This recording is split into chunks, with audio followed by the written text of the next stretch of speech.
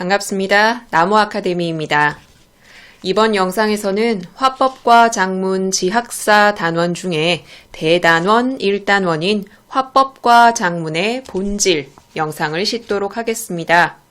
화법과 작문의 본질에는 소단원 4개가 실려 있거든요. 중단원 1단원에 딸린 소단원 3개, 중단원 2단원에 딸린 소단원 1개, 이렇게 대단원 1단원이 이 영상에 실리게 되겠습니다. 그 중에 우리는 가장 첫 번째 소단원인 1-1단원의 첫 번째 사회적 의사소통으로서의 화법과 작문 공부해 보도록 하겠습니다. 이 단원에서는 화법과 작문이 일방적인 말하기나 듣기나 쓰기 활동이 아니라 사회적인 관습에 따라 다른 사람들과 소통하는 과정이다 라는 걸 핵심으로 삼고 있거든요. 그럼 이 단원에 어떤 유형이 많이 출제됐는지 출제 유형 베스트 점검하겠습니다. 화법과 작문은 크게 학습 활동을 활용한 문제, 그리고 지문을 활용한 이론적 내용을 묻는 문제, 이렇게 두 가지로 나뉘는데 대부분 학습 활동을 활용한 문제가 많이 출제됩니다. 이 단원도 마찬가지로 여러분 교과서 학습 활동 적용하기에 실린 강연이 많이 출제됐거든요. 그 강연의 제목이 다른 방식으로 보기죠. 시각장애가 있는 학생이 미술 활동을 하는 것에 관한 강연이었어요. 그걸 활용한 문제가 가장 많이 출제됐는데 그 중에서도 강연자의 표현 방식을 묻는 문제가 제일 많이 출제됐고요.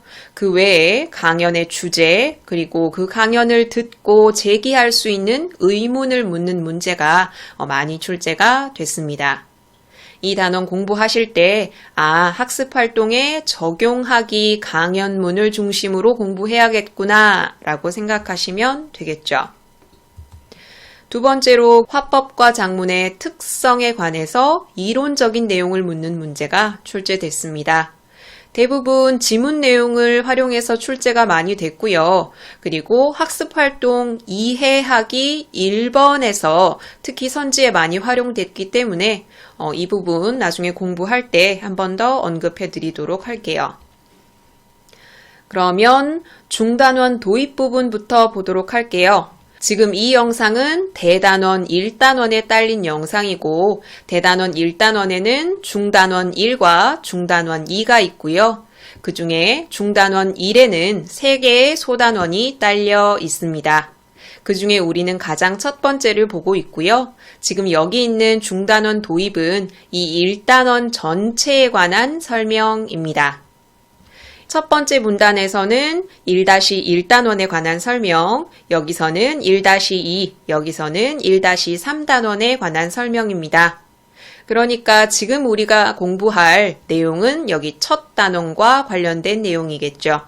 이 단원의 제목이 뭐였죠? 사회적 의사소통으로서의 화법과 작문입니다. 그래서 우리는 첫 번째 문단만 읽어보도록 할게요. 화법과 작문의 개념을 설명하고 있습니다. 화법과 작문은 둘 다 수신자와 발신자가 서로의 생각과 느낌, 경험을 공유하는 활동이에요. 그런데 화법은 말로써 그것을 하는 거고 작문은 글로써 그것을 하는 거죠. 여기서 하나 짚고 넘어가야 될 게 있는데 이 교과서는 화법과 작문이죠. 화법은 말 그대로 말하기인데 화법의 발신자는 화자이고 화법의 수신자는 청자입니다. 작문의 발신자는 필자이고 작문의 수신자는 독자입니다. 청자와 필자를 합쳐서 보내는 사람, 발신자라고 많이 언급하고요. 그 다음에 청자와 독자를 합쳐서 그것을 받는 사람, 수신자라고 이야기를 합니다. 이렇게 발신자, 수신자라는 말도 쓰고 화자, 청자, 독자, 필자라는 말도 섞어서 쓰기도 하니까 헷갈려 하지 마시고 확실히 정리해 두세요. 자, 이는 화법과 작문이 모두 사회적 의사소통의 한 양상이라는 점을 뜻한다. 갑자기 사회적 의사소통이 어디서 튀어나오느냐? 바로 여기 발신자와 수신자가 서로 무언가를 공유하고 의미를 만든다는 것, 이거 자체가 바로 사회적 의사소통이다 라고 말하고 있는 거죠. 그러면 구체적인 내용을 같이 공부해 봅시다. 생각 열기에 보면 청문회 장면이 나와 있고 그리고 블로그에 게시된 글도 나와 있습니다. 이걸 통해서 여러분에게 묻고자 하는 건 왜 화법과 작문을 사회적인 행위라고 할까라는 질문이거든요. 지금부터 계속 이것에 관해서 언급할 거기 때문에 우리는 왜 화법과 작문이 사회적인 행위인지 확실히 알고 갑시다. 사회적인 행위라는 말은 그냥 일방적인 표현이 아니라는 거죠. 그것을 표현한 발신자가 있고 그것을 받는 수신자가 있고 서로 소통이 이루어진다는 뜻입니다. 그리고 이 소통을 하는 과정에서 사회적인 관습에 따를 거고요. 그런 관습에 따른 소통을 통해서 공통의 문제를 해결하기도 하는 이런 사회적인 과정이다. 그래서 화법과 작문은 사회적인 행위다 라고 얘기하는 겁니다. 독자적인 활동이 아니라는 거죠. 여기서의 핵심은 화법과 작문은 반드시 상대방이 있다는 거죠. 청문회의 중심은 청문회 대상인 사람이죠. 이 사람은 화법 활동을 하게 되는데 그 화법 활동은 혼자 하고 있는 게 아니라 눈앞에 있는 상대방 또 그 청문회를 TV로 보고 있는 모든 사람들을 대상으로 말하고 있죠. 화자가 있고 청자가 있어요. 블로그 역시 자기가 글을 올리면 그 글을 불특정 다수가 보게 되죠. 필자가 있고 독자가 있어요. 사회적인 행위라는 거죠. 모든 말하기와 글쓰기가 이와 비슷한 성격을 지니고 있다고 볼 수 있어요. 그 밑에 알기와 하기로 나뉘어 있는데 이건 여러분이 정지 버튼 누르시고 한번 읽어보세요. 우리는 지문 공부하도록 합시다. 지문의 가장 첫머리에 이 글이 제시되어 있어요. 화법과 작문은 발신자와 수신자 사이의 소통이다. 우리는 이미 살펴봤죠. 소통이기 때문에 사회적 의사소통이라고 이야기한다는 것을 발신자에는 화자와 필자가 있고 수신자에는 청자와 독자가 있다는 것도 우리 이미 살펴봤어요. 첫 문단에서는 아까 생각 열기에서 봤던 그 내용에 대한 부차적인 설명이 제시되어 있습니다. 청문회는 한 사람이 묻고 한 사람이 답하는 방식인데 실제로는 이렇게 1대1의 대화가 아니라 그 청문회에 있는 모든 사람들 또 그 TV를 보는 사람들과 소통하는 걸로 볼 수가 있고요. 블로그도 마찬가지라고 말씀드렸죠. 블로그를 찾아서 글을 읽는 사람 모두와 소통하고 있다고 볼 수 있어요. 중요한 건 여기 마지막 문장이죠. 예를 들어 1대1의 대화 혹은 문자 메시지 이것도 결국 두 사람 사이의 상호작용이다 라는 점에서 사회적인 행위라고 볼 수 있다. 화법과 작문이 사회적 행위다. 수신자와 발신자가 소통한다. 이렇게 보시면 돼요. 우리는 중요한 부분 중심으로 볼게요. 일방적인 말하기라고 생각되는 발표 그리고 남한테 보여주지 않는 일기. 이거는 사회적 의사소통이라고 할 수 있나? 라고 의문을 가질 수 있죠. 일방적으로 보이는 발표나 일기 같은 화법과 작문 활동도 사실은 혼자만의 독자적인 활동이 아니라고 말하고 있어요. 왜냐하면 말을 하거나 글을 쓸 때는 잠재적인 청자, 혹은 독자를 머릿속에 떠올려 놓고 그것을 대상으로 말하거나 쓰기 때문에 사회적 의사소통이라고 보고 있습니다. 일방적인 말하기나 글쓰기가 아니라는 거죠. 또 사람들은 다양한 목적으로 의사소통을 하고 그 과정에 많은 요소가 개입하게 됩니다. 이러한 것들을 모두 고려해야 의사소통을 잘할 수 있고요. 또 발신자, 수신자, 그리고 그들의 관계가 특히 중요하다는 점을 잊지 말아야 합니다. 소통하고자 하는 내용이 있으면 이 내용만 그대로 잘 전달한다고 해서 의사소통에 성공하는 게 아니죠. 그것을 전달하는 발신자와 그것을 전달받는 수신자, 이 관계가 가장 중요하다고 방금 살펴봤고요. 이 소통에서 사용하는 언어, 그리고 그 소통을 둘러싼 맥락, 이런 것들이 모두 성공적이어야 의사소통의 목적이 달성된다고 볼 수 있습니다. 두 번째는 화법과 작문의 사회적 특성이 나와요. 특히 여기에서 선지에 많이 활용이 됐기 때문에 중심적으로 보셔야겠어요. 또 앞에서 했던 얘기를 반복하고 있습니다. 화법과 작문은 의사소통이다. 발신자와 수신자 사이의 상호작용이다. 여기서 발신자는 수신자를 고려해서 표현한다. 앞에서 배웠죠? 또 그것을 받는 수신자는 발신자의 의도가 무엇인지 생각하면서 화법의 경우에는 담화를, 작문의 경우에는 글을 이해하게 되죠. 자, 곧 화법과 작문은 발신자와 수신자라는 작은 사회에서 이루어지는 사회적 행위이다. 개인적인 소통을 작은 사회라고 이야기를 하고 있어요. 그런데 작은 사회뿐만 아니라 큰 사회라는 말도 나오거든요. 범위가 커지겠죠. 화법과 작문은 집단이나 문화 사이에서도 이루어집니다. 그래서 그것을 큰 사회에서 이루어지는 행위다라고 설명하고 있고 그 예로 청문회 그리고 링컨 대통령의 연설, 3.1운동 때의 독립선언서 이런 것들을 예로 들고 있어요. 이런 큰 사회에서의 화법과 작문은 우리 언어 문화를 만들 수 있겠죠? 이 언어 문화를 통해서 사회 공동의 가치를 실현할 수 있고요. 이걸로 끝이 아니라 이게 또다시 언어 문화에 영향을 주는 이렇게 돌고 도는 관계를 형성하고 있습니다. 마지막은 화법과 작문 활동을 할 때 고려해야 할 점, 주의해야 할 점이 나오는데 모두 선지에 출제가 됐어요. 일단 언어의 관습과 문화 이런 것들을 고려해야 하고요. 사회의 윤리, 참여자의 요구, 다른 사람에게 미치는 영향들도 고려해야 되고요. 그리고 논란이 될 만한 내용을 검증 없이 퍼뜨려서는 안 되는 거죠. 자, 여기까지 지문에 제시된 이론적인 내용들을 살펴봤습니다. 그러면 학습활동을 보도록 할게요. 학습활동이 이해하기와 적용하기로 나뉘어 있거든요. 그 중에 이해하기 1번은 커다란 빨간 별표를 치시고 반드시 암기하시고 이해하셔야 됩니다.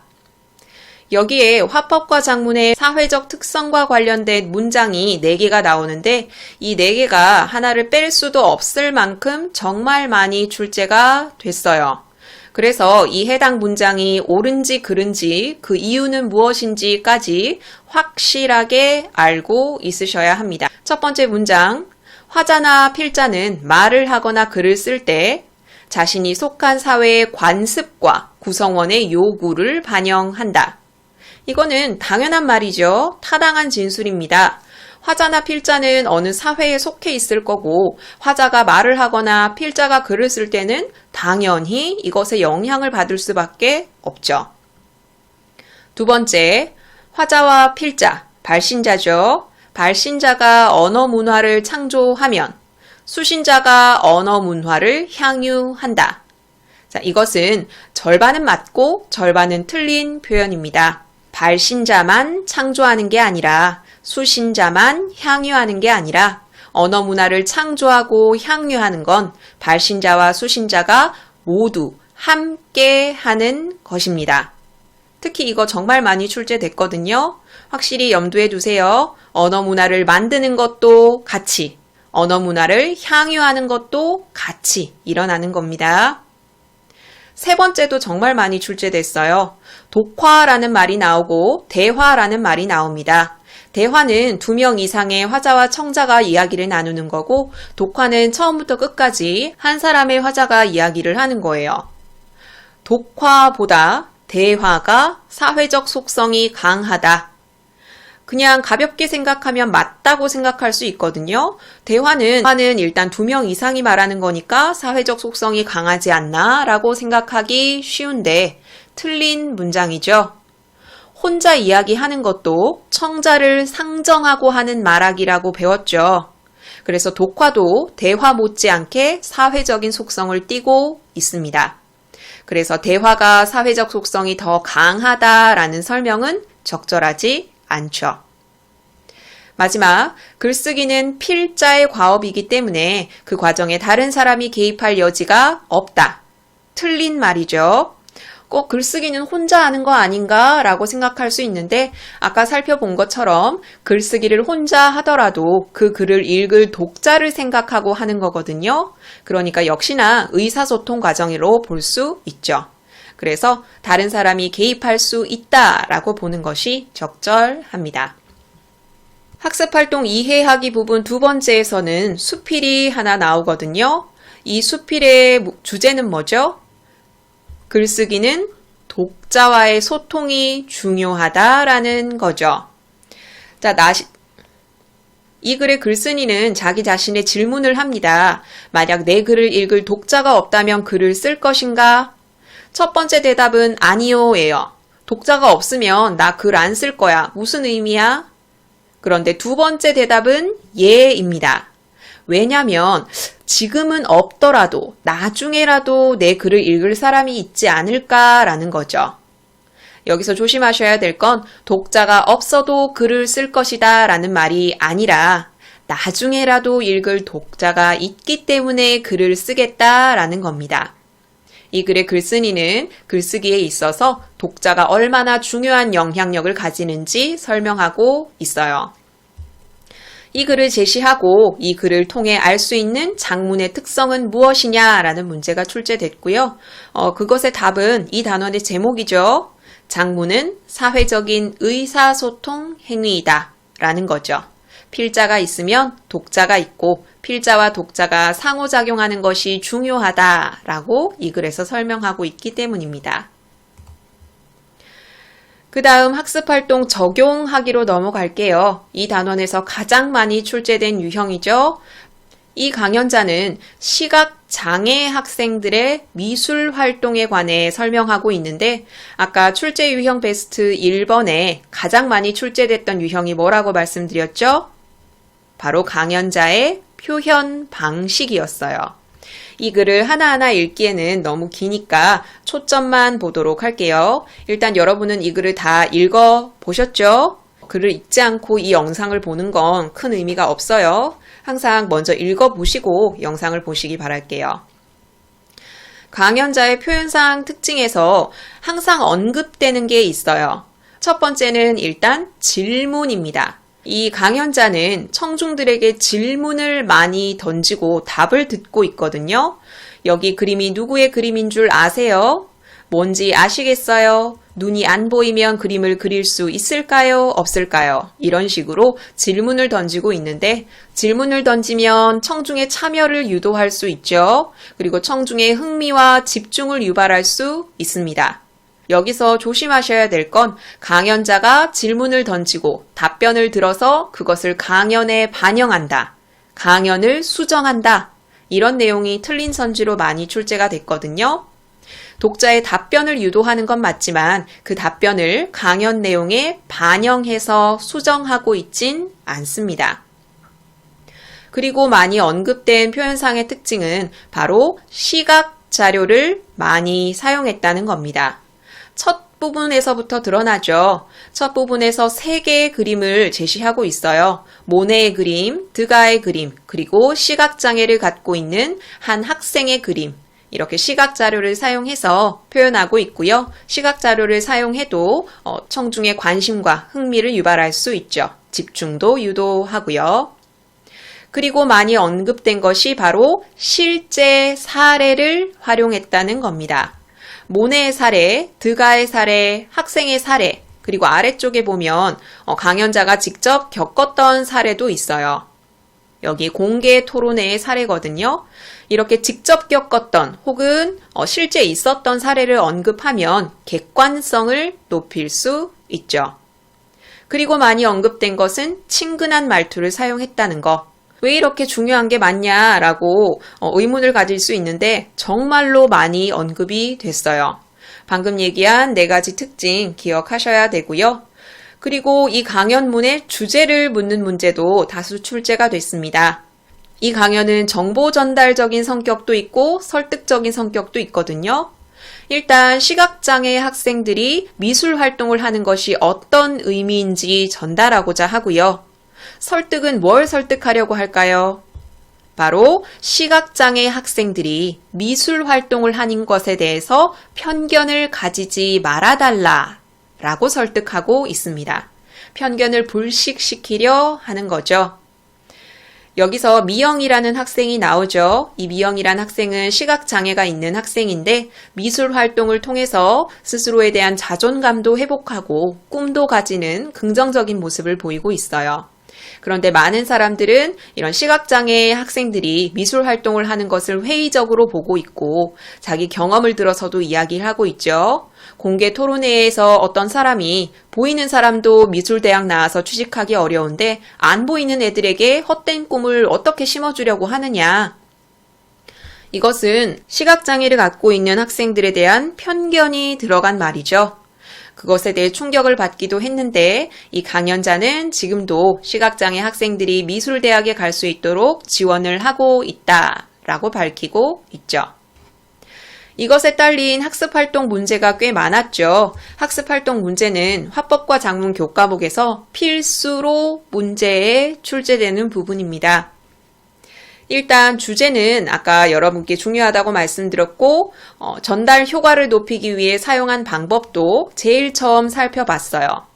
그 외에 강연자에게 할 수 있는 질문, 강연자가 할 만한 답이 나오는데 그 중에 이 할 수 있는 질문, 문제에 많이 출제됐어요. 여러분 교과서에서는 두 개로 나누어서 나오고 있거든요. 일단 강연 내용에 공감한다. 공감하는데 이런 질문이 있다라는 입장. 그러니까 이 강연문을 보고 할 수 있는 질문으로 적절하지 않은 것은 이런 식으로 문제가 출제가 됐어요. 이런 질문을 할 수 있구나 정도로 생각하셔야 돼요. 아래쪽에는 이 강연 내용은 문제가 있는 게 아닌가라는 입장에서 세 가지 질문을 할 수 있다라고 제기하고 있고요. 아까도 말씀드렸던 것처럼 이런 질문을 할 수 있구나. 이런 질문이 틀린 게 아니구나 라는 걸 알고 있으셔야 돼요. 일단 강연자에게 질문을 할 때는 이미 강연 내용에 제시된 건 질문을 할 필요가 없겠죠. 그런 내용을 질문하는 건 틀린 거예요. 그걸 알고 계셔야 되고 두 번째로는 그 질문 내용이 타당한가 이것을 생각하셔야 돼요. 그리고 학습활동 적용하기 두 번째에서는 신문기사 2개가 제시되어 있는데 특수학교를 자기 동네에 세우는 걸 반대하는 지역 주민들 그리고 이 신문기사가 나간 지 이틀 뒤의 반응 이렇게 2개를 제시하고 있는데 신문기사를 작성한다는 이런 장문 활동으로 인해서 여기 언론 보도를 접한 뒤라는 표현이 있죠. 이 기사문을 작성하는 장문 활동 덕분에 그 지역 주민들의 태도에 변화가 생기고 있어요. 이걸 통해서 말하고자 하는 게 뭐냐? 화법과 작문이 사회 문제를 해결하는 데 기여할 수도 있구나라는 거죠. 이 내용을 끌어낼 수 있으셔야 돼요. 여기까지 학습활동 살펴봤고요. 아래쪽에는 방금 살펴본 것에 대한 빈칸을 뚫어서 여러분이 공부할 수 있게끔 하고 있고요. 그 밑에는 핵심 내용을 정리해 뒀고 테스트를 1단계에서 3단계로 나눠서 여러분이 스스로 점검할 수 있게 제시해 뒀어요. 그럼 우리 이 단원에 대한 문제 한 문제 풀어볼게요. 사회적 의사소통으로서의 화법과 작문, 가장 많이 출제된 유형 하나 풀어볼게요. 교과서 학습활동 적용하기에 제시된 강연, 이것에 관한 문제가 가장 많이 출제됐다고 말씀드렸죠. 그 중에 1번을 여기 메모장에 옮겨놨어요. 옆에 있는 글에 관한 문제고요. 위 강연을 통해 알 수 있는 내용으로 적절하지 않은 걸 찾으셔야 합니다. 정지 버튼 누르시고 답 찾아보세요. 같이 봅시다.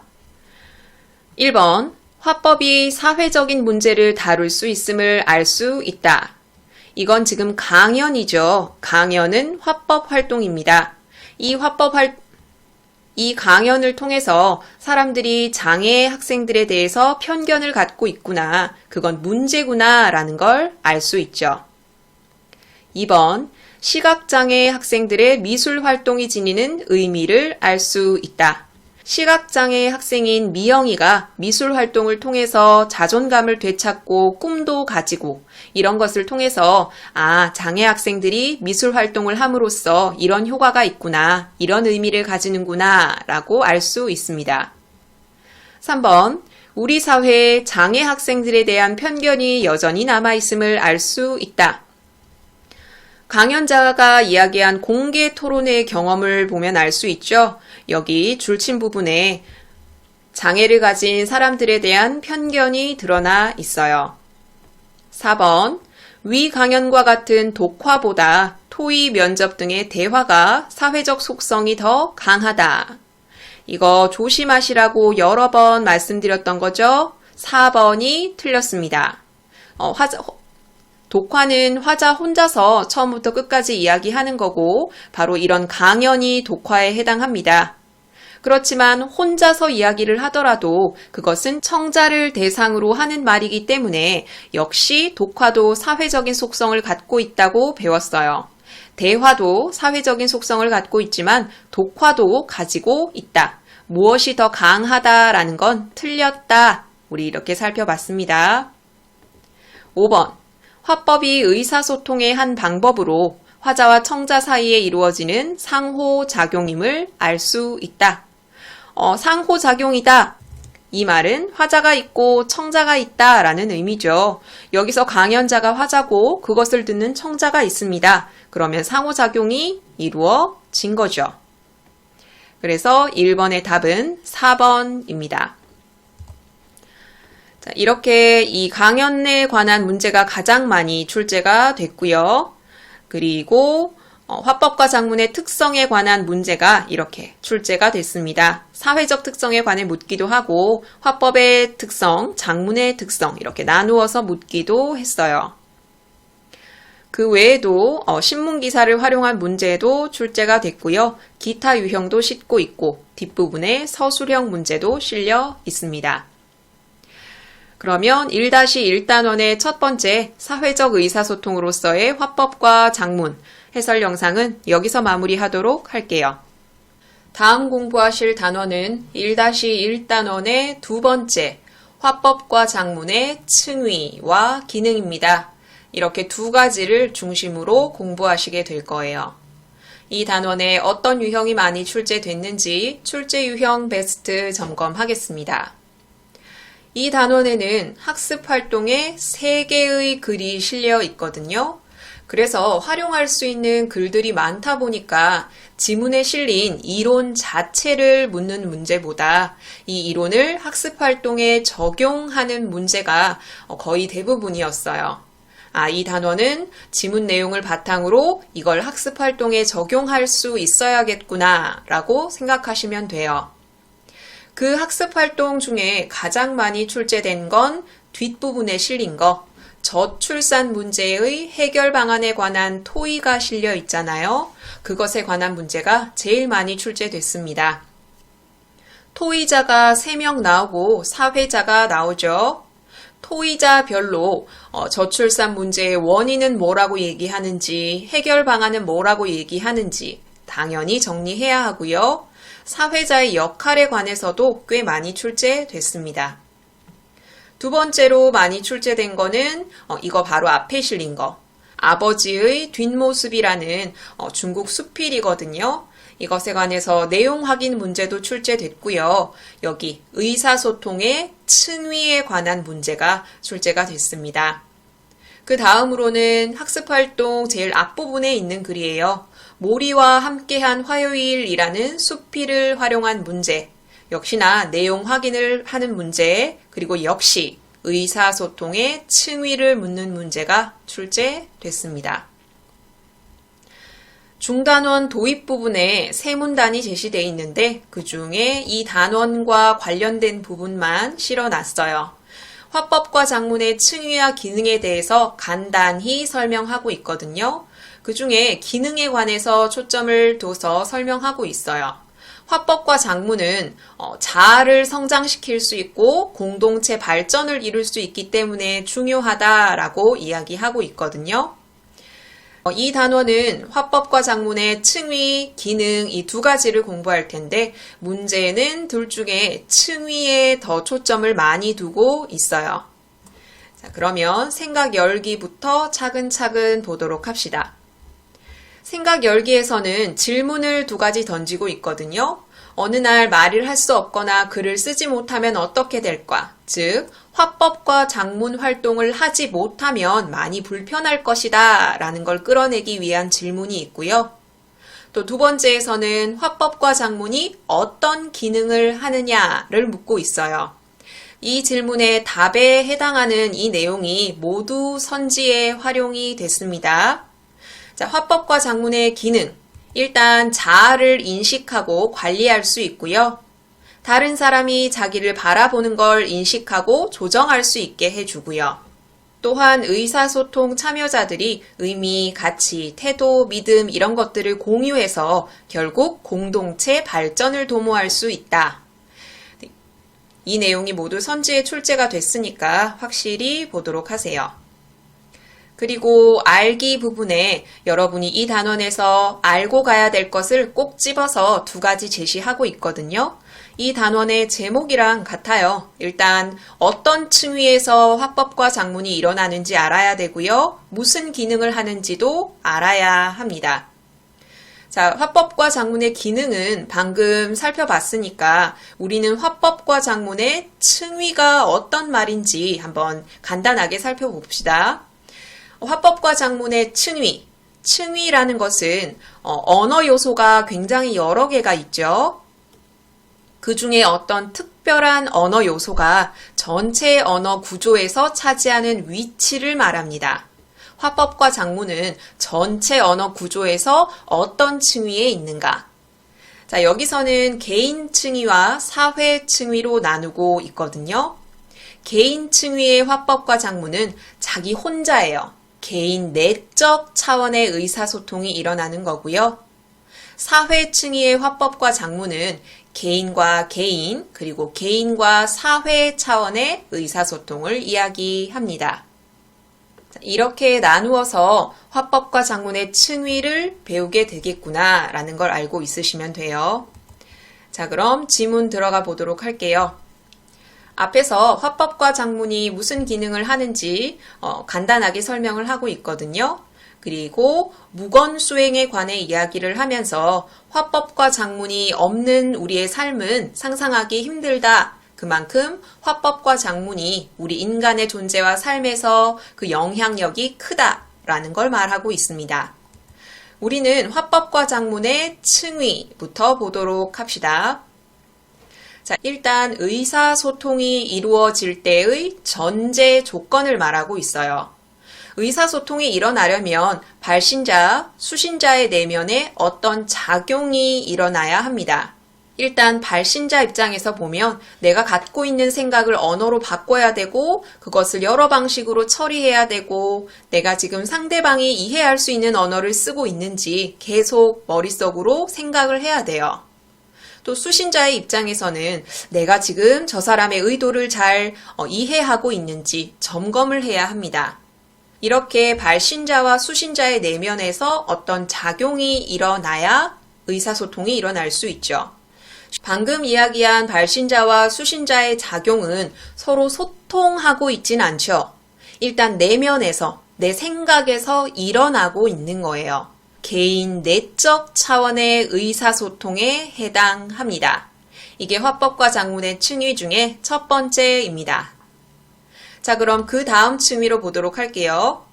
그 다음 층위는 개인과 개인 차원의 의사소통이겠죠. 의사소통 과정에서 발신자는 무언가를 표현해야 되고 수신자는 그것을 이해해야 합니다. 발신자와 수신자 사이에 일방적으로 전달되는 게 아니라 발신자는 수신자에게 전달하고 수신자의 반응을 발신자가 받아들이고 이렇게 공동의 의미를 구성하고 발전시킨다. 이것이 개인과 개인 차원의 의사소통입니다. 두 번째예요. 첫 번째는 개인 내적 차원, 두 번째는 개인과 개인 차원, 그 다음은 사회적 차원의 의사소통입니다. 개인과 개인 차원의 의사소통은 사회 차원의 의사소통으로 확장될 수 있어요. 사회적 차원의 의사소통에 여러 가지를 들고 있는데 첫 번째는 개인과 사회의 의사소통입니다. 내가 든 생각, 내가 느끼는 감정을 대중매체에 썼다. 그럼 그 대중매체를 접하는 불특정 다수와 의사소통하는 거죠. 이것은 개인과 사회의 의사소통입니다. 또 그것이 더 커져서 세대와 세대가 의사소통하거나 직업과 직업이 의사소통하거나 이런 것은 사회와 사회 간의 의사소통입니다. 이렇게 의사소통은 개인 그리고 사회를 중심으로 다양한 층위에서 의사소통을 한다라는 거죠. 방금 살펴본 의사소통의 층위 세 가지 정리되시겠어요? 하나는 개인 내적 차원. 이것은 다른 개인이랑 소통이 이루어지기 전 단계예요. 내가 편지를 써야겠다 하고 그 떠올린 생각, 무슨 말을 쓰지 하는 그 생각, 혼자서 하는 그런 것들이 바로 개인 내적 차원의 의사소통이고요. 두 번째는 이제 친구한테 편지를 보내는 거예요. 개인과 개인 차원의 의사소통. 그리고 이것보다 더 확대된 게 사회적 의사소통. 사회적 의사소통은 개인 대 사회로 할 수도 있고 사회 대 사회로 할 수도 있는 거죠. 이 내용을 학습활동에 적용하실 수 있어야 돼요. 그 다음은 화법과 작문의 기능이 나옵니다. 화법과 작문의 기능은 일단 크게 두 가지로 정리를 하고 세세한 내용을 봅시다. 하나는 자아 성장이고요. 두 번째는 공동체 발전이에요. 이렇게 두 가지를 중심으로 공부를 해야겠구나 라고 틀을 잡으시고요. 자아 성장에 대해서 한번 볼게요. 자, 표현을 하는 목적은 다양하죠. 정보를 전달하기 위해서, 설득하기 위해서, 자기를 성찰하기 위해서, 정서를 표현하기 위해서. 자, 이런 상호작용을 하게 돼요. 자, 화법과 작문 활동은 이런 목적의 표현을 하기 위해서 개인 내적 차원에서 나를 성찰하면서 발전시키게 됩니다. 말을 하고 글을 쓰면서 내면이 성장하게 되는 거죠. 자아 성장입니다. 그리고 그 다음에 개인과 개인 차원의 의사소통도 이 못지않은 기능을 한다.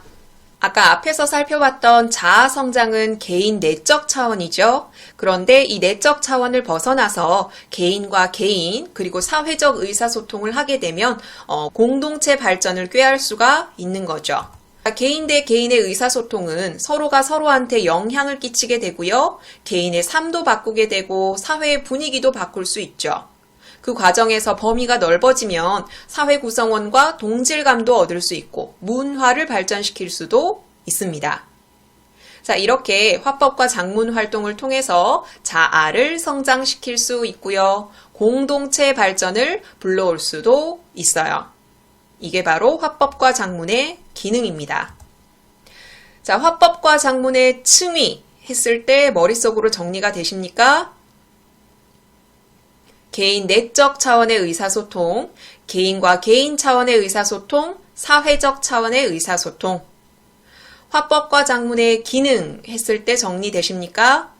화법과 작문은 자아를 성장시키고 공동체 발전을 꾀할 수 있다. 자, 이걸 중심으로 학습활동 보도록 할게요. 학습활동 첫 번째 보면은 속담이 제시되어 있고 그 의미가 나오거든요. 이 속담에 의미를 묻는 문제가 출제됐어요. 교과서 외의 속담도 활용이 됐기 때문에 이거 읽어보시고 기억하시고 문제를 통해서 다른 속담도 다뤄보시는 게 좋아요. 학습활동 이해하기에 보면 모리와 함께한 화요일이라는 수필이 제시되어 있습니다. 수필, 글쓴이의 실제 경험을 바탕으로 쓴 글이고요. 모리라는 교수님의 옛날 제자가 모리 교수님이 시한부 선고를 받았다는 걸 알고 매주 화요일에 찾아가면서 대화를 나누었던 기록입니다. 교과서에 실린 부분은 그 제자의 이야기는 드러나지 않고요. 모리 교수가 TV 토크쇼에 나가서 자기 이야기를 하는 부분이에요. 모리 교수는 시한부 판정을 받고 난 후에 내가 어떻게 남은 삶을 가치 있게 살까라고 고민하다가 자기의 죽음을 소재로 이야기하는 것이 좋겠다 그리고 이걸 소재로 TV 방송을 하고 있는 거예요. 물론 기본적인 내용은 당연히 알고 있으셔야 되고요. 여러분이 여기에서 하나 얻고 가야 되는 건 화법과 작문의 층위를 적용하실 수 있어야 되는 거예요. 일단 이 글의 주인공인 모리 교수가 있습니다. 이 모리 교수는 여기 토크쇼의 진행자인 코펠과 이야기를 나누고 있거든요. 모리 교수와 코펠 간의 이야기는 개인과 개인 차원의 의사소통이겠죠. 그리고 모리 교수는 코펠에게 자기가 받은 편지에 대해서 이야기를 합니다. 특수학교의 교사가 보낸 편지인데 이 특수학교의 교사는 자기가 가르치고 있는 학생들에 관해서 이야기를 하고 있죠. 자기가 가르치는 학생들도 한쪽 부모가 없다. 그런데 모리 교수도 한쪽 부모가 없죠. 그것을 극복한 사례에 감동을 받았을 수 있고 그 감동과 격려와 위로의 말을 편지를 통해 전달했을 수 있어요. 이 특수학교 교사와 모리 교수의 편지, 이 주고받는 것도 개인과 개인 차원의 의사소통이고요. 만약에 특수학교 교사가 자기 학생들에게 모리 교수로부터 받은 편지를 읽어줬다. 그러면 학생들과 이 모리 교수 사이에서도 개인과 개인 차원의 의사소통이 일어났다고 볼 수 있죠. 모두 개인과 개인 차원의 의사소통이에요. 그런데 이 특수학교 교사가 모리 교수에게 편지를 쓰기 위해 무언가를 떠올리는 과정, 그 과정 자체는 개인 내적 차원의 의사소통이고요. 모리 교수도 마찬가지예요. 특수학교 교사에게 답장을 하기 위해 뭔가를 떠올렸다 라고 하는 건 개인 내적 차원의 의사소통이죠. 자, 그런데 지금 모리 교수가 특수학교 교사에게 받은 편지에 관해 토크쇼 진행자에게 이야기를 하고 있어요. 이것은 지금 방송 상황이죠. 이 모든 것들이 방송되고 있어요. 이 방송은 불특정 다수가 보게 되겠죠. 대중매체를 통해서 자기 생각을 전달하는 거예요. 이것은 무슨 차원의 의사소통입니까? 사회적 차원의 의사소통입니다. 이 방송 자체를 이야기하고 있는 거예요. 방금 언급한 이것들이 화법과 작문의 층위와 관련해서 문제에 출제가 됐어요. 자, 적용하는 게 처음이라서 지금 자세히 설명을 했거든요. 자, 이것을 다음 학습 활동에도 적용하실 수 있어야 돼요. 내용 확인은 기본이기 때문에 따로 읽지 않은 거예요. 문제로 출제가 됐습니다. 다음 학습 활동 보도록 할게요. 아버지의 뒷모습이라는 중국 수필이거든요. 여기에서는 의사소통의 층위 중에서 개인 내적 차원의 의사소통도 일어나고 개인과 개인 차원의 의사소통도 일어납니다. 개인 내적 차원의 의사소통은 어느 부분에 드러나죠? 자기 스스로를 되돌아보는 장면, 반성하는 장면에 드러납니다. 이 글의 글쓴이는 기차를 타고 타지로 떠나는 것 같죠? 아버지는 그런 자기 자식을 배웅하려 하고 있고요. 처음에는 아버지를 상당히 낮잡아보고 비웃고 부끄러워합니다. 일단 짐꾼들과 제대로 흥정을 벌이지 못하는 모습, 그리고 기차에 타서는 기차 안에 심부름꾼에게 나를 부탁하는 모습, 이런 것들을 보고 정말 우리 아버지 좀 그렇다라고 낮춰보고 있죠. 그런데 중간에 보면은 지금에 와서 생각해보니 그 당시 난 지나치게 똑똑하게 굴었던 것 같다. 이 글이 글쓴이의 과거 회상을 바탕으로 한다는 게 여기를 통해 드러나죠. 여기서는 개인 내적 차원의 의사소통이 드러나고 있어요. 자기 스스로를 되돌아보고 있죠. 그리고 지금 이 부분은 화법과 작문의 기능과도 관련이 있습니다. 화법과 작문의 기능 두 가지 지금 머릿속에 탁탁 떠오르시죠? 파란 화살표 되어 있는 이 부분은 둘 중에 자아 성장에 해당하죠.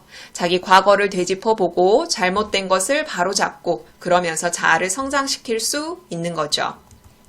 그런데 이 글의 글쓴이가 아버지의 사랑을 느낀 장면이 있어요. 바로 귤을 사러 가는 아버지의 뒷모습이죠. 아버지는 꽤 뚱뚱한 것 같죠. 뚱뚱한 아버지가 높은 플랫폼을 막 넘어서 귤을 사려고 아등바등 되는 모습을 보고 이 글의 글쓴이는 순간 아버지의 사랑을 크게 느끼고 죄스러워하고 감사해하고 슬퍼하고 감동을 받고 있습니다. 이것 역시 개인 내적 차원의 의사소통이죠. 개인과 개인의 의사소통도 아니고 개인과 사회의 의사소통도 아니잖아요. 스스로 깨닫고 있는 겁니다. 자, 이렇게 이 수필은 아버지의 뒷모습을 통해서 아버지의 사랑이라는 걸 전달하고 있고요. 그리고 필자의 심리가 쓰기 전, 쓰는 중, 쓴 후로 나뉘어 있는데 이 내용을 응용한 문제도 출제가 됐습니다. 그리고 가장 많이 출제된 부분, 저출산 문제에 관해서 3명의 참여자가 토의하는 글입니다. 김지영, 안명준, 윤정선 이렇게 3명이 나오는데 김지영은 뭐라 했다. 안명준은 뭐라 했다. 이런 식으로 토의 참여자에 따라서 말하기 방식이 어떻게 되는지 묻는 문제가 많이 출제가 됐어요. 자, 앞에서는 우리나라 저출산 문제의 심각성, 그 원인에 대해서 살펴봤대요. 그래서 지금은 해결 방안을 이야기해 보도록 하겠다. 라고 이야기했는데, 자, 우리는 이 내용을 다 읽지 말고요. 핵심 내용을 보도록 합시다.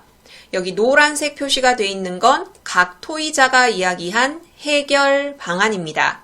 그런데 여기서는 해결 방안이 제시가 되어 있고 그 구체적인 방안도 같이 있어요. 자, 일단 김지영이라는 사람은 저출산 문제의 원인이 경제적 이유라고 이야기하고 있고요. 두 번째 안명준 역시 경제적 부담 때문에 저출산이 생겼다는 데 동의하고 있어요. 그럼 해결 방안 보도록 할게요. 김지영은 경제적인 이유 때문에 아이를 많이 낳지 않는다. 그러니까 출산과 양육 비용을 줄여줘야 된다라고 말하고 있습니다. 구체적인 방법으로 의료보험의 적용 범위를 확대해야 되고 출산 전후의 비용도 줄여줘야 되고 양육비도 지원해야 합니다. 구체적으로 이렇게 해주세요 라고 말하고 있어요. 두 번째 안명준은 그래 맞다. 경제적 부담 때문에 아이 많이 낳지 않는다는 것에 동의를 한다. 그런데 당신이 제시한 해결 방안은 한계가 있다. 그리고 경제적인 지원은 국민들에게 부담이 된다. 그래서 나는 국민들의 의식을 바꿔야 한다고 생각한다. 이게 바로 안명준이 제시한 해결 방안이고요.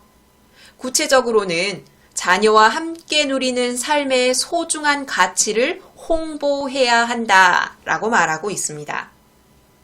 자, 마지막 참여자 윤정선은 경제적인 지원, 의식 변화 모두 좋다. 일부 인정하고 있죠. 그런데 이것들을 위해서는 제도적인 장치가 마련되어야 한다. 그리고 그 다음에는 문제의 원인을 제시를 하고 있거든요. 자, 문제의 원인은 어린이집도 부족하고 여성들의 경력 단절이 일어나고 경력 단절이 일어나지 않더라도 직장에서 많은 불이익을 받고 있다. 이게 바로 저출산 문제의 원인이죠. 그래서 구체적으로는 고용제도를 개선해야 하고 어린이집과 유치원을 확충해야 한다라고 말하고 있습니다. 그리고 마지막에서 사회자가 꽤 길게 이야기하고 있는데 처음에 말씀드렸던 것처럼 사회자의 말하기 방식을 묻는 문제가 많이 출제됐기 때문에 어느 부분에서 어떤 말하기 방식이 사용됐는지 알고 있으셔야 돼요. 일단 사회문화적 문제는 이렇게 해야 되고 현실의 경제적인 문제는 이렇게 해야겠지요 라는 이 부분은 토의 내용을 요약한 부분이고요. 오늘 토의를 통해 이러했으면 좋겠다라는 것은 전망을 제시한 부분이자 사회자의 의견을 제시한 부분입니다. 그리고 참여해 주셔서 감사합니다 라고 말하는 부분은 토의를 마무리하는 부분이죠. 사회자의 역할까지 정리를 해 두셔야 되고요. 특히 앞부분에 나왔던 토의의 배경, 토의의 목적을 쓰라는 문제가 출제됐고요. 이 표를 제시하고 중간중간에 빈칸을 뚫어서 그 내용을 쓰라는 문제도 출제가 됐습니다. 그리고 지금 이와 같은 화법 활동은 공동체의 문제를 해결하는 화법 활동이죠. 이 토의 내용을 통해 알 수 있는 화법과 작문의 기능을 묻는 문제가 출제되었고, 화법과 작문의 기능 두 가지 중에 무엇이 나와야 되죠? 공동체 발전이라는 말이 나와야 됩니다. 자, 여기까지 이론 공부해 봤고요. 우리 그럼 문제 하나 풀어보도록 합시다. 화법과 작문의 층위와 기능 내신형 문제입니다. 1번을 여기 메모장에 옮겨놨거든요. 어떤 문제가 제일 많이 출제됐댔죠? 바로 맨 마지막에 우리가 공부했던 토의에 관련된 문제가 많이 출제됐댔죠? 이 토의에 대한 설명으로 적절한 걸 찾으셔야 합니다. 정지 버튼 누르시고 답 찾아보세요. 같이 봅시다. 1번. 안명주는 김지영이 제안한 방안에 문제점을 지적하고 있다. 첫 선지부터 답이 나왔네요. 답은 1번입니다. 안명주는 김지영이 제안한 방안, 김지영은 경제적인 이유 때문에 저출산 문제가 생겼으니까 경제적인 지원을 해야 된다라고 말하고 있는데, 안명주는 경제적 부담 때문에 저출산이 일어난다는 데는 동의하지만 경제적으로 지원하는 것은 한계가 있다. 국민들의 부담이 된다라고 말하고 있기 때문에 이 말은 적절한 말이죠. 정답은 1번입니다. 2번. 사회자는 토의자들의 잘못된 인식을 지적하면서 토의를 마무리하고 있다. 마무리하는 부분에서 토의자들을 지적하는 부분은 드러나지 않거든요. 3번. 안명주는 저출산 문제의 심각성을 인지하고 있지만 대안을 제시하고 있지 않다. 안명주는 대안을 제시했죠. 국민들의 인식 개선이 필요하다라고 말하고 있고요. 그리고 안명준의 마지막 말에 보면은 이렇게 저출산 사회가 지속되면 나중에 맞이하게 될 미래의 심각성을 알려야 된다. 이 말을 통해서 이 참여자가 이미 저출산 문제의 심각성을 알고 있다는 걸 알 수 있어요. 4번. 윤정선은 저출산 문제의 원인을 밝혀 누구의 잘못인지 명확하게 가리고자 한다. 이 참여자가 저출산 문제의 원인을 밝힌 건 맞아요. 어린이집도 부족하고 여성들의 경력 단절이 일어나고 직장에서 많은 불이익을 받고, 그런데 누구 잘못인지 가리고자 하고 있진 않죠. 5번. 김지영은 여성들의 경력이 단절되는 현상을 저출산 문제의 원인으로 생각하고 있다. 여성들의 경력이 단절되는 걸 원인으로 지적한 사람은 김지영이 아니라 윤정선이죠. 그래서 1번의 답은 1번입니다. 자, 이렇게 이 토의에 관한 문제가 가장 많이 출제가 됐고요. 두 번째로는 아버지의 뒷모습이라는 수필에 관한 문제, 그리고 세 번째로 모리와 함께한 화요일에 관한 문제도 출제가 됐고요. 기타 유형도 싣고 있고 서술형 문제도 뒤에 실려 있습니다. 그러면 1-1단원의 두 번째 화법과 작문의 층위와 기능 해설 영상 여기서 마무리할게요. 다음 공부하실 단원은 1-1단원의 세 번째 화법과 작문의 맥락입니다. 이 맥락은 중학교 때부터 공부해 오셨죠. 상황 맥락, 사회적 맥락 이렇게 나누어서 살펴봤었는데, 말하기와 글쓰기에서 전달하고자 하는 그 내용에 영향을 미치는 주변의 모든 요소를 맥락이라고 생각하시면 됩니다. 이 맥락을 이해하는 것이 화법과 작문 활동에 중요하다라고 말하고자 하는 게 이 단원의 목적입니다. 이 단원에 어떤 유형이 많이 출제됐는지 출제 유형 베스트 점검하겠습니다. 출제 유형이 꽤 간단하죠. 화법과 작문의 맥락 이 단원은 전체적으로 봤을 때 크게 문제가 많이 출제되진 않았거든요. 그래서 출제 유형도 꽤 간단합니다. 일단 지문 내용을 바탕으로 화법과 작문의 맥락, 이론적 문제를 묻는 문제가 많이 출제됐고요. 그리고 교과서 학습활동에 실린 내용을 활용한 문제, 학습활동 이해하기에 보면은 자료 2개가 제시되어 있고 이 자료에 깔린 의도와 이런 변화가 생긴 배경에 관해서 묻고 있어요. 쌀, 아침밥에 관한 내용이었죠. 이걸 활용한 문제가 출제됐고요. 그리고 그 뒷부분에 적용하기에 보면 우리나라의 가족상에 관련된 수필이 있습니다. 이걸 활용한 문제가 출제됐어요. 그러면 우리 중단원 도입 부분부터 보도록 합시다.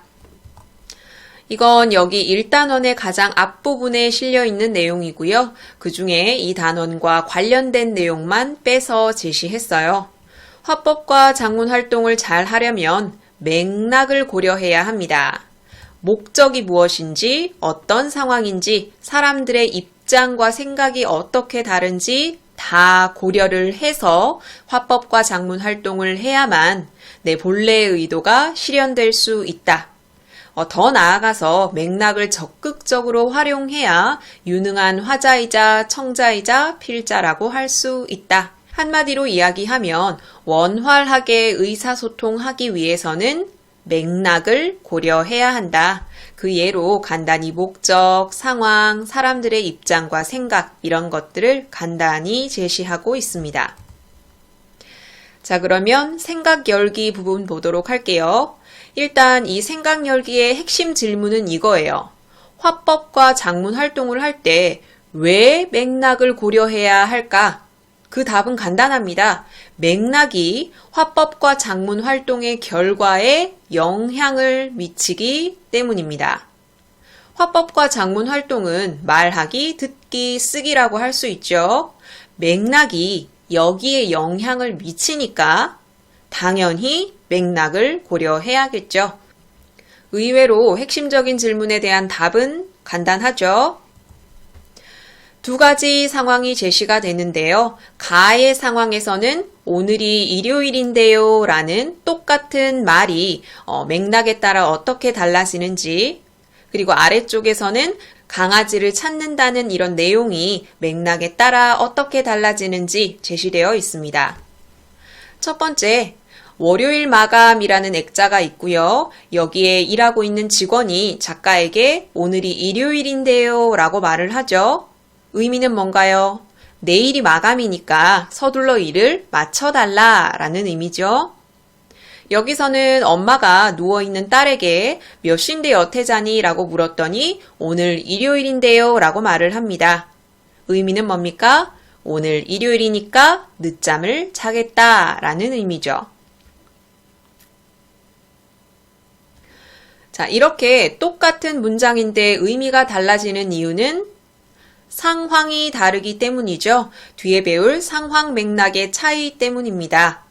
아래쪽에서는 강아지를 공통적인 소재로 삼고 있는데 내용과 어조가 달라요. 여기서는 강아지를 잃어버렸고 그것을 찾는다는 의미고, 여기서는 유기견 강아지를 입양하려고 하는데 소형견이었으면 좋겠고 어렸으면 좋겠다라는 내용을 전달하고 있어요. 역시나 상황이 다르기 때문에 어조와 내용이 달라지죠. 꼭 연락 주기를 바란다. 여기서는 연락 주세요. 상황이 다르기 때문에 여기서는 간절한 어조로 표현을 하고 있고요. 여기서는 담담하게 전달하고 있죠. 여러분은 지금 살펴본 이 두 가지 예시 상황을 통해 뭘 알아야 됩니까? 맥락이 달라지면 전달하려는 의미가 달라진다. 즉, 의사소통 상황에서 맥락을 고려해야 한다라는 걸 알 수 있습니다.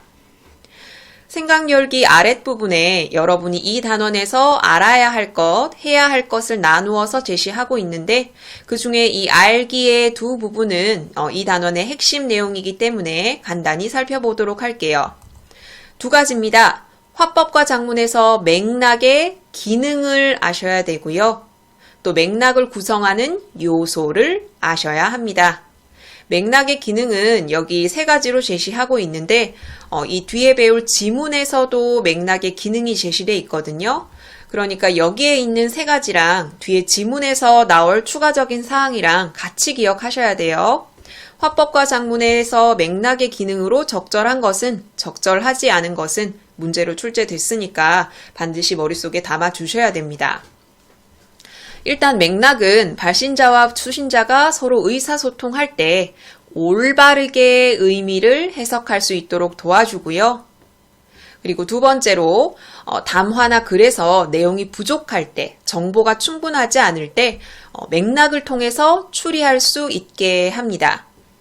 그리고 세 번째로 텍스트, 글이라고 생각하시면 돼요. 전달하고자 하는 바가 어떤 가치를 지니는지 평가할 수 있는 기준, 준거 역할을 합니다. 특히 세 번째는 아니라고 생각하기 쉬운 문장이기 때문에 여러 번 반복해서 숙지하셔야 됩니다. 아래쪽에는 맥락을 구성하는 요소가 나와 있거든요. 이 요소는 밑에 지문에서도 나와 있어요. 지금 살펴보는 건 핵심 내용이기 때문에 먼저 짚어보고 간다라고 생각하시면 됩니다. 맥락을 구성하는 요소에는 의사소통의 목적, 발신자와 수신자의 특성, 둘의 관계, 시간적 조건, 공간적 조건, 문화적 배경, 상호 텍스트적 배경, 담화와 장문의 관습, 담화와 장문의 유형, 매체 이렇게 다양합니다. 이것에 따라서 전달하고자 하는 내용의 의미가 달라질 수 있기 때문에 이런 맥락을 고려해야 한다라는 것이죠. 자, 지문 들어가 보도록 할게요. 생각 열기에서 간단히 제시한 내용에 대해서 언급하고 있습니다. 아까 일요일인데요와 관련된 상황, 강아지와 관련된 상황, 이거는 짧은 예이고 길거나 복잡한 담화나 글도 맥락에 영향을 받는다. 길거나 짧거나 무엇이든 의사소통 상황에서는 맥락이 영향을 미친다는 거죠. 아까도 말씀드렸다시피 왜 맥락을 파악해야 되냐? 맥락이 의사소통에 영향을 미치기 때문입니다. 화법과 장문은 맥락의 영향을 받기 때문에 맥락을 고려해야 한다. 자, 그럼 아래쪽에 살펴보겠는데 일단 맥락의 개념이 무엇인지, 기능이 무엇인지 아셔야 되고요. 그리고 아래쪽에는 맥락과 관련된 요소를 살펴보셔야 됩니다. 기능, 요소 이렇게 두 가지가 핵심입니다. 맥락의 개념은 중학교 때부터 계속 해왔기 때문에 여러분이 지금쯤이면 상황 맥락이 무엇인지, 사회적, 문화적 맥락이 무엇인지 알고 있으셔야 돼요. 여기서 한 번 더 언급을 하고 있거든요. 맥락에는 이러한 것들이 있다. 맥락을 이해하지 않으면 전달하고자 하는 내용을 표현하거나 이해할 수 없으니까 맥락을 고려해야 한다. 또 한 번 더 이야기하고 있어요. 아래쪽에 상황 맥락이 무엇인지, 사회문화적 맥락이 무엇인지 설명하고 있습니다. 상황 맥락은 이론적으로 개념을 설명하고 있습니다. 화법과 장문에 직접 영향을 주는 시공간적 의사소통적 변이를 상황 맥락이라고 합니다. 뒤에 구체적인 예를 제시하고 있거든요. 같은 친구의 대화다. 그런데 그 대화가 이루어지는 공간 혹은 두 사람 사이의 관계 그리고 또 예를 들어서 내가 그 대화 상황에 갖고 있는 배경 지식 이런 것들에 따라서 의미가 달라질 수 있고 의미를 제대로 이해하지 못할 수 있죠. 상황 맥락에 대한 설명입니다. 말 그대로 의사소통이 이루어지는 상황입니다. 사회문화적 맥락은 그보다 더 기초에 깔려 있는 거죠. 의사소통이 이루어지는 역사적 배경, 사회적 배경, 공동체의 가치관, 공동체의 문화, 여태까지 지켜져 왔던 의사소통의 규칙, 의사소통의 관습, 지금까지 쭉 쌓아왔던 언어적 유산. 상황 맥락은 그 의사소통이 이루어지는 그 당시에 집중해서 영향을 미치는 맥락이고요. 사회문화적인 맥락은 이것보다 훨씬 더 바탕에 기본적으로 깔려있는 것들이죠. 사회문화적 맥락이 달라서 의사소통이 원활하게 이루어지지 않은 예가 제시되어 있습니다. 어떤 작가가 진달래꽃이라는 유명한 시를 영어로 번역해서 소개를 했는데 미국 시인들의 반응이 신통치 않았다. 번역이 어색했다는 것도 이유 중 하나겠지만 일단 가장 중요한 이유는 사회 문화적인 맥락이 달랐기 때문이죠. 우리나라의 사회문화적 맥락을 공유하고 있는 사람은 한의 정서를 잘 알고 있죠. 그래서 내가 싫어서 가겠다는 사람을 고이 보내주고 꽃까지 뿌려주고 하는 그 바탕에 깔린 슬픔을 이해할 수 있어요. 그런데 이런 사회문화적 맥락을 공유하지 못한 미국 사람들은 아니 내가 싫다는 사람을 고이 보내주고 꽃까지 뿌려주고 축복해주고 하는 걸 이해할 수 없는 거죠. 이렇게 사회문화적 맥락을 공유하고 있지 않으면 의미 전달에 어려움이 있을 수 있겠구나 라는 걸 알 수 있어요. 여기 이 예가 제시되면 사회문화적 맥락이라는 내용을 이끌어낼 수 있어야 합니다. 아래쪽에는 맥락의 기능이 제시되어 있거든요. 아까 앞에서 우리 맥락의 기능 3개 살펴본 적 있었죠. 여기에 더해서 이 내용까지 기억하고 있어야 됩니다. 맥락은 의사소통의 경제성과 효율성을 높이고 여기 이 경제성과 효율성을 다른 성질로 바꿔서 틀린 성질로 출제되기도 했어요. 그리고 또 같은 맥락 안에 있는 발신자와 수신자를 연결해 주고요. 또 내가 무언가를 표현할 때, 무언가를 이해할 때, 그리고 의미를 구성하는 데 중요한 참조가 될 수 있고요. 이런 기능이 있습니다. 여기 이 예시 상황도 문제에 출제가 됐거든요. 그거 어딨지? 저기 있잖아 라고 답할 수 있는 것. 그거가 가리키는 게 무엇인지, 저기가 가리키는 게 어디인지 다 이걸 이해할 수 있는 건 이 화자와 청자가 공유하고 있는 상황이 있기 때문이죠. 이 상황 맥락을 빈칸으로 처리하고 쓰라는 문제도 출제가 됐습니다. 이 예시문이 제시되면 상황 맥락을 끌어내실 수 있어야 돼요. 또 예가 계속 제시돼 있죠. 기행문을 쓸 때 이런 구조에 따르는 것은 이런 걸 지키기 때문이고 또 내가 윤동주의 유명한 시의 구절을 인용해서 내 삶의 태도를 드러낼 수 있는 것, 이것도 수신자와 내가 맥락을 공유하고 있기 때문입니다. 자, 그리고 아래쪽에 보면 맥락과 관련된 화법과 작문의 요소가 나와 있습니다. 이 요소도 꼭 기억하셔야 합니다. 맥락과 관련된 화법과 작문의 요소, 의사소통의 목적, 주제, 발신자와 수신자의 관계, 매체 이렇게 4가지로 제시하고 있습니다. 첫째, 주제입니다. 자, 주제를 정할 때는 내가 말하려는 목적에 맞게 주제를 전달해야 하고요. 그리고 두 번째는 목적입니다. 내가 목적을 세웠으면 그 목적에 맞게 내용을 만들고 표현을 해야겠죠. 세 번째, 발신자와 수신자의 관계입니다. 예를 들어 설명하고 있죠. 나와 수신자의 내가 말하고자 하는 바를 수신자가 우호적으로 받아들인다, 혹은 비판적으로 받아들인다, 이런 관계에 따라서 표현이 달라져야겠죠? 그리고 매체에 따라서도 달라질 수 있습니다. 내가 작문 활동을 하는데 인터넷 매체에 올린다, 혹은 글을 쓴다, 혹은 직접 말로 한다, 이렇게 매체에 따라서 글이나 담화의 형식이 달라지게 되겠죠. 예를 들고 있습니다. 면접과 자기소개서 쓰기의 방법. 이것은 목적에 따라서, 즉 진학이 목적인지 취업이 목적인지 동아리 가입이 목적인지에 따라서 내용이나 전략이 달라지게 되겠죠. 또 내가 자기소개서를 인터넷 매체에 올린다면 동영상 같은 것도 활용할 수 있을 거예요.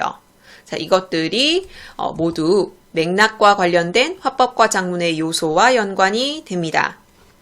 아래쪽에 학습활동 이해하기 1번에 보면 4가지 문장이 제시되어 있는데 참과 거짓을 판단하는 그런 내용이 제시되어 있어요. 이 부분은 앞에 영상에서도 말씀드렸지만 반드시 시험에 출제가 됩니다. 각 문장이 옳은지 그른지, 틀렸다면 그 이유는 무엇인지 다 설명하실 수 있으셔야 됩니다. 정말 문제에 많이 언급됐어요. 아래쪽에 보면 2가지가 제시되어 있는데 여기 왼쪽의 상황은 절미를 하라고 말하고 있습니다. 이것의 바탕이 된 이유, 배경을 묻는 문제가 출제됐거든요. 쌀을 아끼라고 말하는 이유는 쌀 생산량이 부족하거나 배를 고른 사람들이 많기 때문이겠죠. 그리고 옆에 오른쪽에 아침밥을 먹자라고 권유하는 배경. 쌀 소비량이 줄어서 쌀이 남아 돌기 때문이고요. 그리고 아침을 간단히 먹거나 안 먹는 사람들이 많기 때문에 이와 같은 표현이 나올 수 있겠죠. 그리고 여기 오른쪽의 자료와 아래쪽의 그래프를 활용해서 표어를 만들 수 있어요. 여기 이 자료는 해가 갈수록 1인당 쌀 소비량이 급감하고 있다라는 걸 드러내거든요. 자, 이런 상황에서 아침밥을 먹자라는 내용을 표현해야 적절한 표어겠죠. 그 아래쪽에는 우리나라 가족상에 대해서 자신의 생각을 펼친 수필이 제시되어 있습니다. 첫 번째 문단에 보면 우리나라 가족상이 변하고 있다라는 내용을 담고 있습니다. 서구를 닮아가고 있다는 건데, 자, 일단 어떻게 구체적으로 변하는지 볼게요. 우리나라도 나를 먼저 생각하는 사람들이 많았고요. 개인주의적인 사고가 늘어나고 있어요. 개인주의적인 사고가 늘어나면 가족을 어떻게 보냐면 식구들 각자의 개인적인 목적 달성을 돕기 위한 수단적 성격으로 보게 됩니다. 전통적으로는 어떠했냐? 가족을 그 자체가 목적으로 보았고요. 하나의 유기체처럼 봤거든요.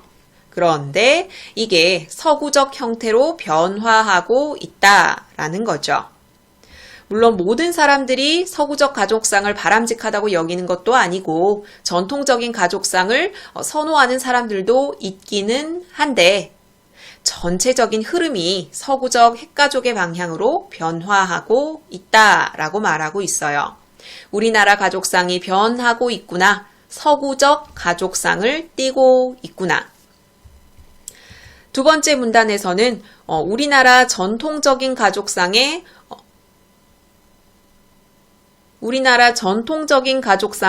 장단점을 설명하고 있습니다. 일단 장점부터 볼게요. 사람들의 자아가 개인을 벗어나서 우리 속에 융화될 수 있다라는 거죠. 작은 나, 소아라고 계속 이야기하고 있거든요. 작은 나 하나만을 지키기에 급급한 인간상, 여기에 서구적인 인간상이겠죠. 이것보다는 우리를 위해서 작은 나를 잊을 수 있는 인간상이 바람직하다라고 말하고 있거든요.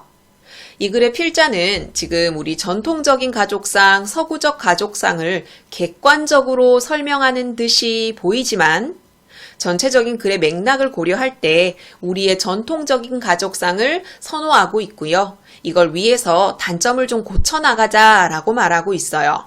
그럼 그 고쳐나가야 할 단점이 뭐냐? 우리나라의 전통적인 가족 제도 아래서는 일단 여성의 인권이 부당하게 침해되는 경우가 많았고 젊은이들의 자유가 억압을 당하는 경우가 많았어요. 아까도 말씀드렸다시피 이 글의 글쓴이는 이런 부정적인 우리나라 전통적 가족상을 보완해야 된다라고 말하고 싶은 거예요. 무엇을 통해서? 서구적 가족상의 장점을 통해서. 서구적 가족상의 장점을 볼게요. 일단 식구들이 다른 사람의 억압을 받지 않고 각자의 뜻에 따라서 자유롭게 살 수 있습니다. 이것은 아까 언급했던 이 두 가지 우리나라 전통적인 가족상의 단점을 극복할 수 있는 방법에 해당되겠죠. 그런데 서구적인 가족상의 단점이 있습니다. 그 단점은 각자가 자기 개인에 집중을 하고 있어요. 그래서 소아, 작은 나의 인간상을 벗어나기 어렵다라는 거죠.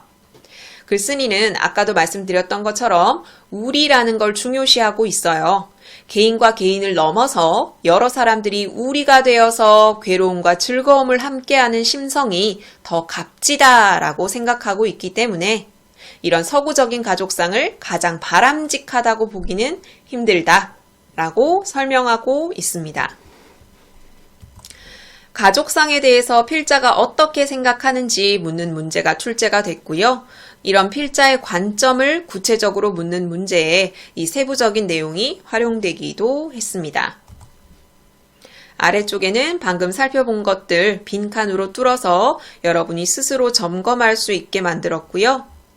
그 아래쪽에는 핵심 내용을 정리해서 제시하고 있고 1단계, 2단계, 3단계로 나누어서 역시나 여러분이 스스로 점검할 수 있게 실어놓고 있습니다. 우리 화법과 작문의 맥락 문제 하나 풀어볼게요. 출제 유형 베스트 점검해봤듯이 이 단원에서 가장 많이 출제된 유형은 화법과 작문의 이론적 내용을 묻는 문제였어요. 주로 화법과 작문은 교과서 지문을 제시하지 않고 이렇게 직접적으로 묻는 유형이 많은데 물론 선생님에 따라서 지문을 제시하고 그 지문 내용을 바탕으로 내용 확인 문제를 출제하기도 합니다. 그런데 화법과 작문은 주로 이런 유형으로 출제되는 경우가 많아요. 우리 1번 풀어보려고 합니다. 화법과 작문의 맥락 중 옳지 않은 걸 찾으셔야 합니다. 정지 버튼 누르시고 답 찾아보세요. 같이 봅시다. 눈치 빠른 학생이라면 여기 나온 선지의 거의 대부분이 어디에 나왔던 문장이다? 학습활동 이해하기 1번에 나왔던 문장이라는 거 눈치채셨죠? 자, 1번 맥락은 사회문화적 배경과 상황에 따라 달라진다. 자, 사회문화적 배경이 바로 사회문화적 맥락이고요. 상황은 상황 맥락이에요. 그래서 사회문화적 배경과 상황이 달라지면 당연히 이것과 관련된 맥락이 변화할 수밖에 없죠. 2번 화법과 작문의 전 과정에서 맥락을 고려하고 활용해야 한다. 이거는 학습활동에 나온 부분은 아니고 여러분 교과서 뒷부분 정리하기에 보면 나오거든요. 상황 맥락은 문제를 발견하거나 주제를 선정하거나 내용을 선정하거나 이런 기타 등등에서 활용할 수 있고요. 사회문화적 맥락은 담화나 글의 형식을 정할 때 표현 방식이나 의사소통 방식 같은 걸 정할 때 활용을 하거든요. 방금 말씀드린 것처럼 이러한 맥락은 글을 쓰거나 말을 하는 거의 전 과정에서 활용이 됩니다. 3번 작문의 목적에 맞는 글 유형을 선택하는 건 맥락과 상관관계가 없다. 1번의 정답은 3번입니다. 작문의 목적 이거 자체도 맥락이고요. 글의 유형, 이거 자체도 맥락이에요. 이것에 맞게 무언가를 했다는 건 맥락을 고려했다는 건데 여기서는 맥락과 관계가 없다라고 설명하고 있죠. 4번, 두 사람이 서로 다른 맥락에서 대화를 하면 의사소통이 어려울 수 있다. 맥락은 전달하고자 하는 의미에 영향을 미친다고 말씀을 드렸죠. 그러니까 맥락이 다르면 당연히 의사소통이 어려워질 수 있어요. 이것은 진달래꽃을 영어로 번역해서 미국 사람들에게 들려줬는데 미국 사람들의 반응이 신통치 않았다라는 예와 관련이 있죠. 5번, 작문은 필자와 독자가 직접 대면하지 않지만 필자와 독자 사이의 의사소통이라는 점에서 맥락이 중요하다. 필자는 독자를 떠올리면서 글을 쓰고 있어요.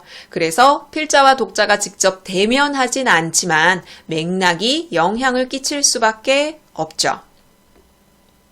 1번의 답은 3번입니다. 이건 말고도 이론적 내용을 묻는 문제 많이 출제가 됐고요. 최다 빈출 유형 두 번째는 학습활동 내용을 활용하는 문제였죠. 그 문제를 여기 제시하고 있고 기타 유형도 제시하고 있습니다. 뒤에 서술형 문항도 싣고 있어요. 그럼 1-1단원의 세 번째 화법과 작문의 맥락 해설 영상은 여기서 마무리하도록 하겠습니다. 다음 공부하실 단원은 대단원 1단원의 두 번째 진심을 담은 말과 글입니다. 이 단원은 한 학기 한 권 책 읽기와 관련된 단원이거든요. 그래서 앞에서 살펴봤던 단원이랑 구성이 조금 달라요. 중단원 도입 부분이 있고 생각 열기 부분이 있다는 건 같은데 뒷부분에 보면 이론에 대한 설명이나 그거에 대한 예시 활동이 나오는 게 아니라 읽을 만한 글 3개가 제시돼 있어요. 가르치는 선생님에 따라서 교과서의 글 외의 책을 제시하고 여러분에게 읽도록 할 수도 있기 때문에 이 단원은 여러분 학교에서 어떤 방향으로 지도하는지 확인하시고 공부하는 게 좋을 것 같네요. 단원 제목에서 알 수 있다시피 이 단원은 진심을 담아서 말을 하고 글을 쓰기 위해 어떻게 해야 하는지 알아보는 단원이고요. 그런 말을 접해보는 단원입니다. 이 단원에 어떤 유형이 많이 출제됐는지 출제 유형 베스트 점검하겠습니다. 3개의 글이 제시되어 있다고 말씀드렸죠.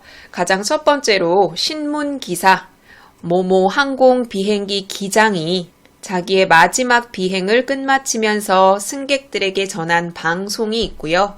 그리고 두 번째로는 삶의 자세에 관해서 자기 생각을 쓴 수필, 제목은 목표지향적 삶보다 경로지향적 삶을 살아라에 관한 수필이고요. 그리고 세 번째로는 아파트와 땅집에 관해서 자기 생각을 밝힌 글이 있습니다. 그 중에 가장 많이 출제된 건 두 번째 실린 글입니다. 목표지향적 삶보다 경로지향적인 삶을 살기를 바란다 라는 내용을 담은 수필이거든요.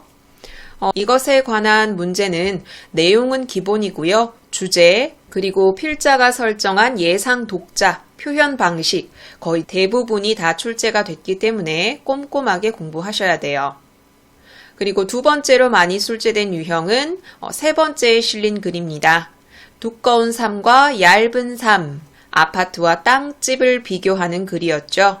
거기에 삶의 태도, 진심을 드러내는 방법을 묻는 문제가 두 번째로 많이 출제됐고요. 세 번째는 바로 교과서의 첫 번째 실린 신문기사, 항공사 기장의 마지막 방송과 관련된 문제가 출제가 됐는데 이 기장의 방송을 듣고 승객들이 감동을 받았다라는 내용이 나오거든요. 그럼 왜 감동을 받았느냐? 그것에 집중해서 문제가 출제됐습니다. 이 글 말고도 이론적인 내용을 묻는 문제가 출제됐는데 이 단원에서 이론적인 내용을 직접적으로 설명하는 부분은 나와 있지 않고요.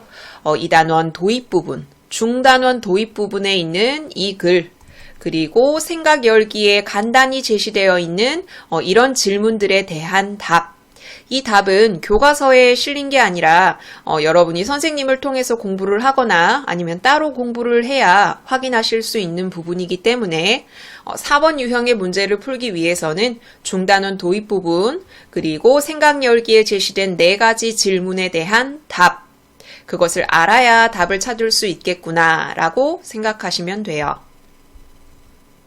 그럼 우리 본격적으로 교과서 내용 공부해 보도록 합시다. 중단원 도입 부분에 짤막한 글이 제시되어 있거든요. 진심을 담은 의사소통에 관한 이론적인 문제에 활용될 수 있으니까 꼼꼼하게 읽으셔야 됩니다. 우리는 일상생활에서 주로 의견을 표시하거나 정보를 전달하기 위해서 말하고 쓴다. 설득이나 정보 전달을 목적으로 하죠. 사람들이 흔히 생각하기에 이렇게 설득하거나 정보를 전달할 때는 굳이 진심을 담을 필요가 있느냐라고 생각하기 쉬운데 이런 목적으로 의사소통을 할 때도 진심이 필요하다라고 말하고 있어요. 아니, 설득하거나 정보를 전달하는 의사표현을 하는데 왜 진심을 담아야 하느냐? 화자나 필자의 진심을 담으면 의견이나 정보에 대한 신뢰도가 높아지기 때문입니다. 이 부분의 빈칸을 뚫고 여기 들어갈 말이 무엇인지 묻는 문제가 출제됐습니다. 설득하는 글이나 정보를 전달하는 글을 읽을 때 그 글의 필자가 진심을 다해서 정보를 꾸렸다, 근거를 꾸렸다, 나를 설득하려 한다, 정보를 전달하려 한다, 이런 걸 느끼면 그 진심을 담은 필자가 쓴 글은 왠지 믿음직한데 라고 느낄 수 있죠. 신뢰도가 높아질 수 있습니다. 그럼 당연히 표현과 전달의 효과가 더욱 커지겠죠? 이렇게 의견을 표시하거나 정보를 전달하기 위한 표현을 할 때도 진심을 담는 게 중요하지만 깨달음이나 감동을 전하는 글을 쓸 때는 당연히 진심을 담는 것이 더욱 중요합니다. 발신자의 생각이나 마음을 전달하는 의사소통이기 때문이죠. 말이나 글에는 진심을 담아야 돼요. 그 이유는 자기 마음을 온전하게 나타낼 수 있고 자기가 말하거나 글을 쓰는 목적을 이룰 수 있습니다. 특히 진심을 담는 게 필요한 상황이 있는데 고백하기, 사과하기, 조언하기, 상담하기와 같은 상황에서는 특히나 진심을 담는 게 더 필요하다는 거죠. 이런 상황에만 필요하다는 게 아니에요. 진심을 담아 표현할 때는 화려한 수식, 화려한 기교, 이게 필요한 건 아닙니다. 방금 언급한 이 두 가지를 활용해서 틀린 선지로 자주 출제가 됐거든요. 화려한 수식, 기교를 담아서 말을 하거나 그럴듯하게 쓴다고 해서 진심이 느껴지는 건 아닙니다. 서툴고 세련되지 않아도 그 표현하는 사람이 상대방의 상황이나 기분을 헤아려 가면서 자기 진심을 담아서 표현을 했다면 감동을 줄 수 있습니다. 방금 읽은 이 세 문단의 문장이 모두 선지에 출제된다고 생각하고 꼼꼼하게 확인을 하셔야 됩니다. 생각 열기에 보면 이렇게 4컷의 그림이 나와 있거든요. 여기 편지를 읽고 있고요. 이 사람도 무언가를 읽고 있고 여기는 대화를 나누고 있죠. 자, 이런 상황에서 청자나 독자가 감동을 받았다. 그렇다면 까닭은 무엇일까? 방금 이 질문은 누군가에게 감동을 줄 수 있는 방법을 묻는 문제이기도 하죠. 상대방이 수신자가 처한 상황이나 감정을 헤아려서 진심을 담은 의사소통을 했기 때문에 감동을 받았다는 거죠. 아, 감동을 주기 위해서는 어떻게 해야 된다? 그것을 받아들이는 사람의 상황, 감정 헤아려야 하고요.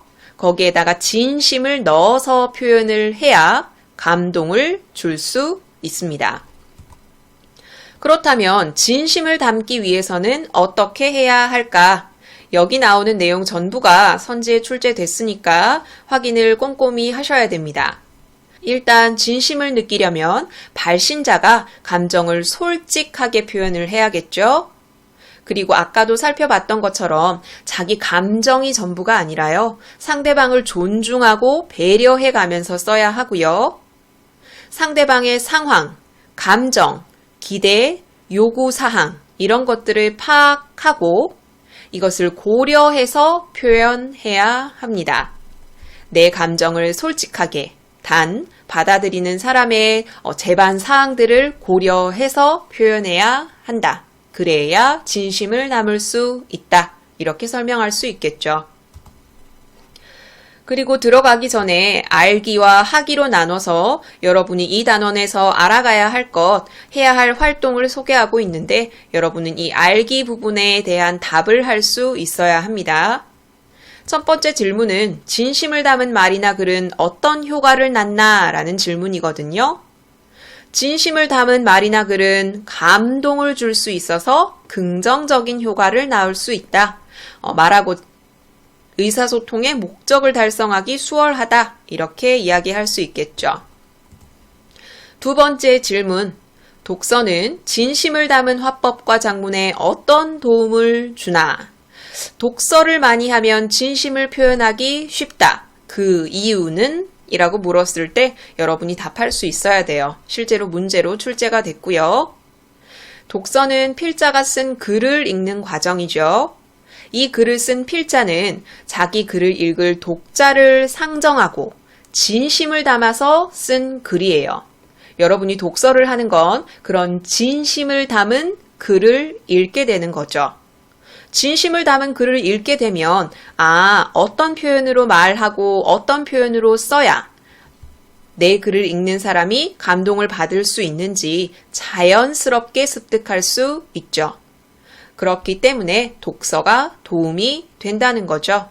쉽게 이야기해서 독서를 하면 진심을 전달하는 방법을 자연스럽게 깨닫게 된다 라고 설명할 수 있겠네요. 여기까지 진심을 전달하는 말과 글에 대한 이론적인 내용을 살펴봤어요. 이게 바로 여기 출제 유형 베스트 4번의 선지로 활용된 내용이고요. 우리는 출제 유형 베스트 1, 2, 3번에 해당하는 작품들을 살펴보도록 합시다. 가장 처음에 나온 건 신문기사입니다. 오늘이 마지막 비행이라는 표제와 부제를 갖고 있는데 손님 울컥하게 한 60대 기장의 마지막 안내 방송. 손님이 울컥했다라는 건 감동을 받았다라는 건데 감동을 준 주체가 바로 60대 기장, 마지막 안내 방송을 했다는 걸 알 수 있죠. 화법입니다. 자, 모모 항공의 기장이 마지막 기내 방송을 했는데 그 기내 방송을 듣고 울컥했다라는 제목의 글이 올라왔어요. 승객이 올린 글이죠. 그럼 그 기장이 어떤 안내 방송을 했는지 살펴봅시다. 기장은 이렇게 이야기했어요. 승객 여러분, 이 비행기는 방금 대한민국의 인천국제공항에 도착했습니다. 이 비행은 조종사로서 제 인생의 마지막 비행이었습니다. 자기의 마지막 비행을 기념해서 승객들에게 특별한 안내 방송을 한 거죠. 자기의 마지막 비행인 것을 알리고 난 뒤에 간단히 자기의 삶에 대해 소개를 합니다. 20대 초반에는 14년간 공군 전투기를 조종하면서 자기 조국을 위해서 애썼고요.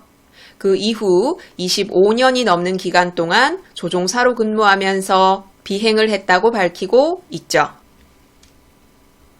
그 이후에는 26년여 기간 동안 항공사에서 일하면서 승객들을 모셨다라고 말하고 있습니다. 총 40여 년 이상 비행 일을 한 거죠. 그리고 지금 이렇게 마쳤다라고 이야기를 하고 있습니다.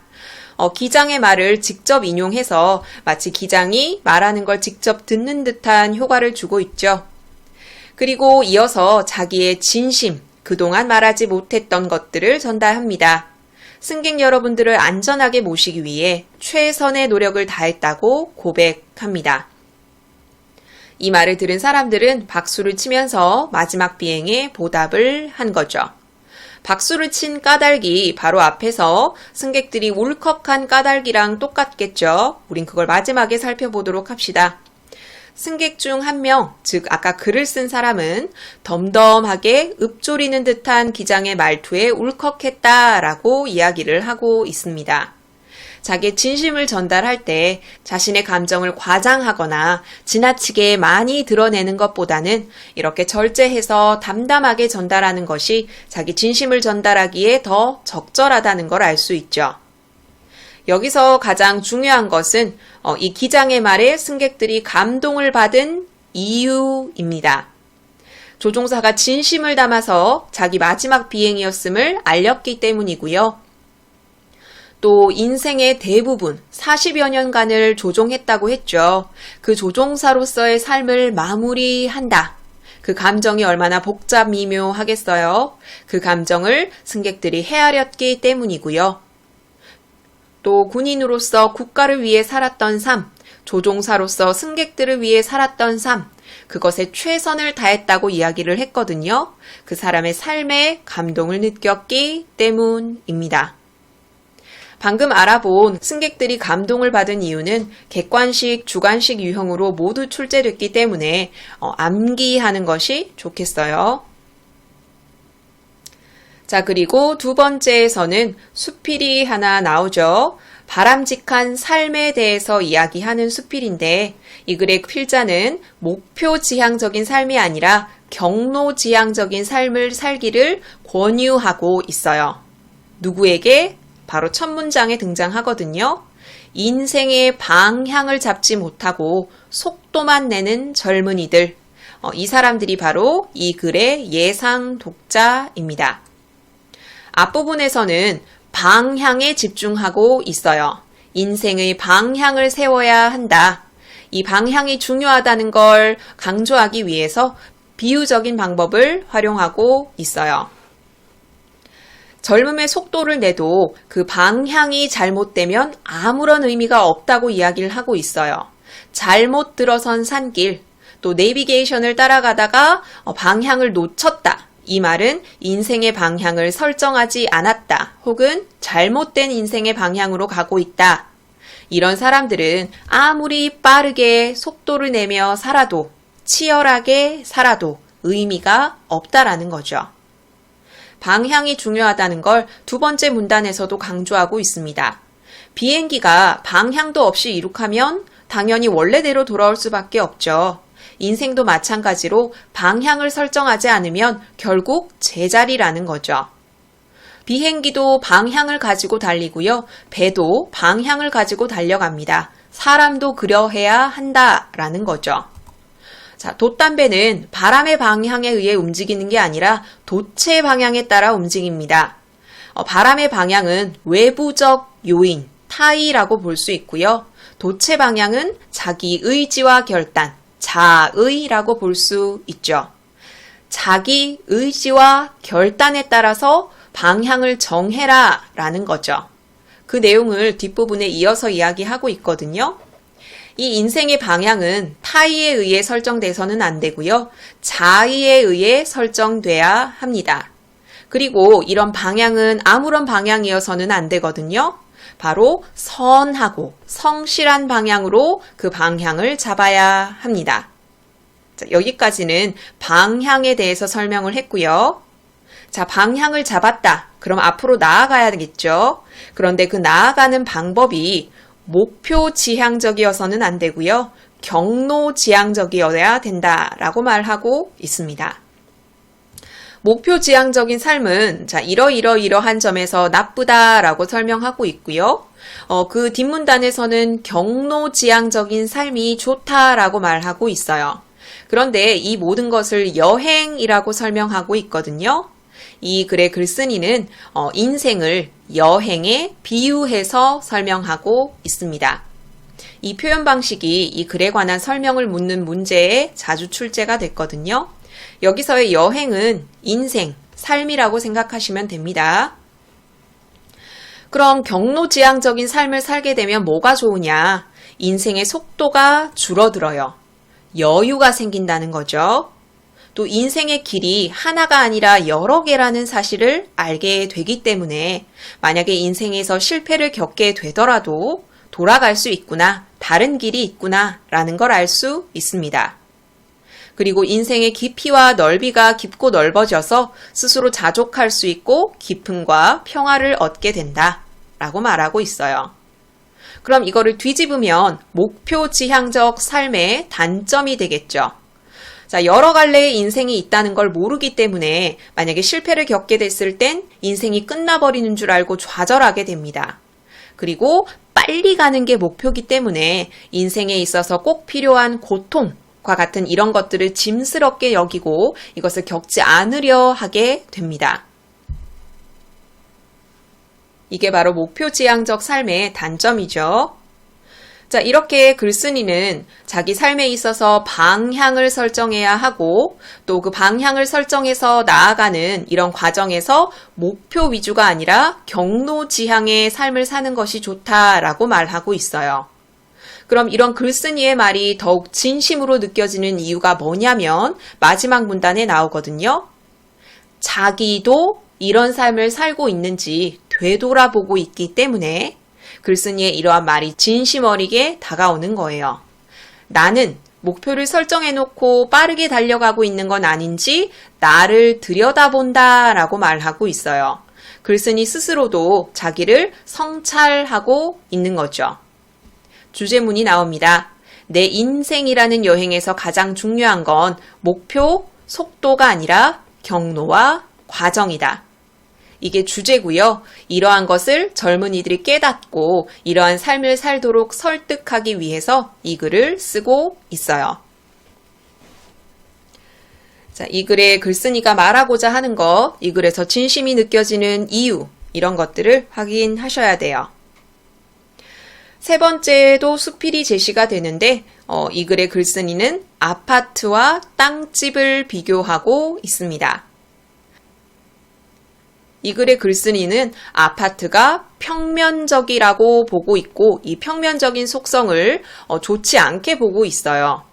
그런데 땅집은 좁다 하더라도 다락방은 높이 있고 지하실은 저 깊이 있고 이렇게 평면적이지 않고 입체적이다라고 이야기하고 있습니다. 그러면서 아파트는 두꺼운 삶을 살기 힘든 얇은 삶을 살 수밖에 없는 공간이다라고 말하고 있고요. 그와 반대로 땅집은 두꺼운 삶을 살 수 있다고 이야기하고 있어요. 그리고 아파트는 추가적으로 열려있는 공간, 숨길 수가 없는 공간인데 개방적이다, 좋은 거 아닌가가 아니라 표피적, 겉만 열려있는 공간이라고 말하고 있습니다. 뒷부분이 중략되어 있기 때문에 이런 표피적인 열림이 어떤 의미인지 독자가 궁금해할 수 있겠죠.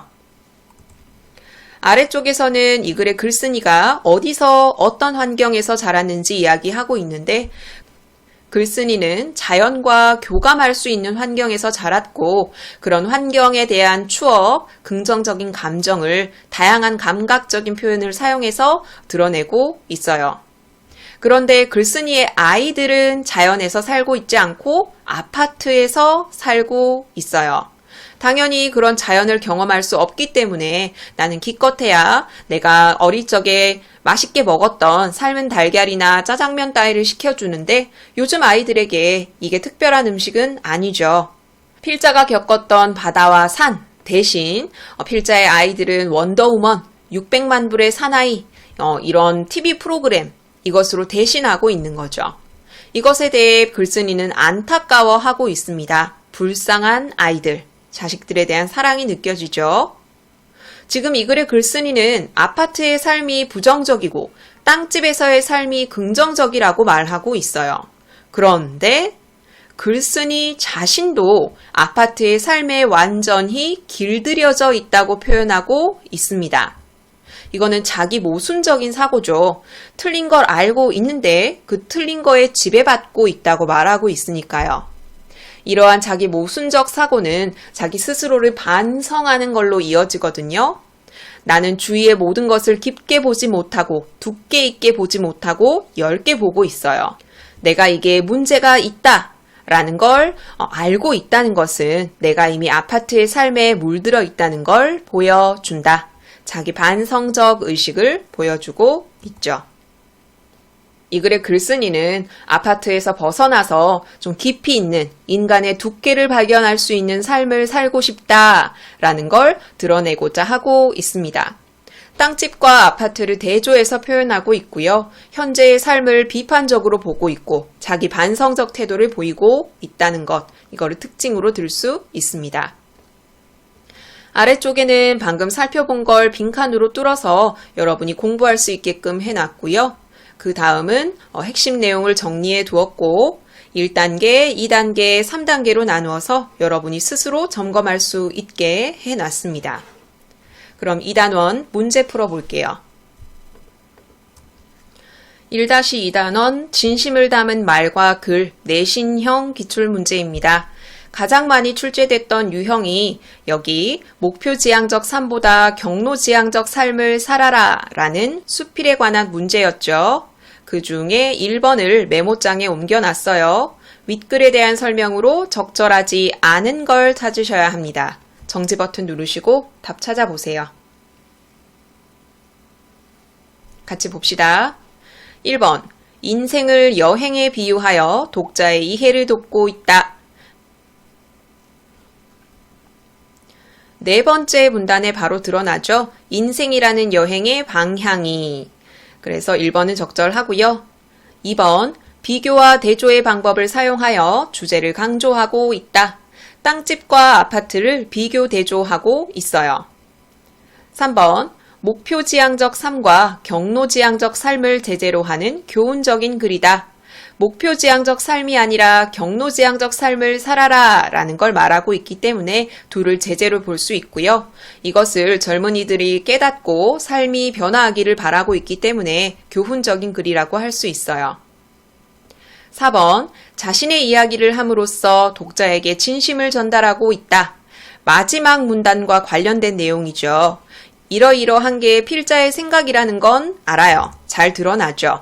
그런데 마지막에 그것을 자신의 삶과 연관시켜서 표현함으로써 이 필자도 자기가 이야기한 이것을 스스로 지키고 있는지 점검하고 있구나. 자신의 이야기를 하고 있구나. 그래서 진심을 느끼기 쉽게 하고 있죠. 정답은 5번입니다. 준언어적, 비언어적 표현은 이 글에 드러나지 않죠. 이런 줄글 혹은 화법 상황을 글로 옮긴 거에서 준언어적, 비언어적 표현은 괄호 안에 표시가 되죠. 여기서 그런 표현은 찾을 수가 없습니다. 1번의 정답은 5번입니다. 방금 살펴본 문제는 표현 방식에 관한 문제였고 필자의 생각을 묻는 문제, 주장하는 내용, 그리고 예상 독자 골고루 출제가 됐고요. 그리고 또 다른 수필에 관한 문제가 출제가 되었고 또 신문기사에 관한 문제도 출제되었고 이론적 내용을 묻는 문제 역시 싣고 있고 뒷부분에 서술형 문제도 제시되어 있습니다. 여기까지 화법과 작문 지학사 대단원 1단원의 해설 영상을 마무리 짓도록 하겠습니다. 이 모든 자료는 나무아카데미 홈페이지에서 이용하실 수 있습니다. 구독 버튼 누르시면 나무아카데미에서 제공하는 양질의 자료들 제공받으실 수 있습니다.